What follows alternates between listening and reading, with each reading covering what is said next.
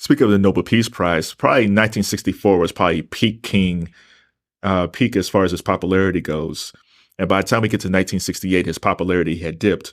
And not just with white Americans, but also with younger black Americans, because at that point you have people like Stokely Carmichael and young leaders coming up who watched King and X, so they had a different way of fighting racism.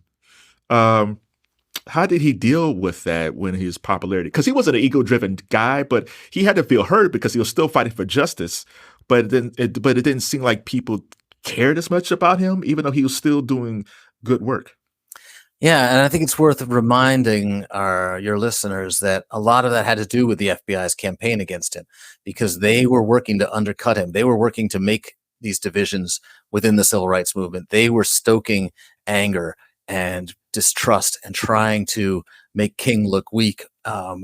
And he definitely felt the effects of it. Right after the March on Washington, the FBI issues this memo saying we must do everything we can to undermine his work.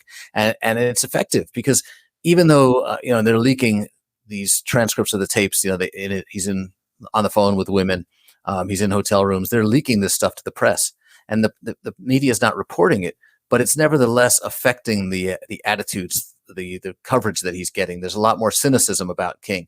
And we can hear him on the phone with his advisors by the end, by 67, 68, saying, no one's listening to me anymore. I'm getting so much negative publicity everywhere I go. What can we do to try to turn this around? And he's forlorn. It's hurting him personally, and it's certainly hurting the movement. And, your heart goes out to this guy, because we think of him now as this universally beloved figure. But, by the late 60s, he was widely disliked by most white Americans.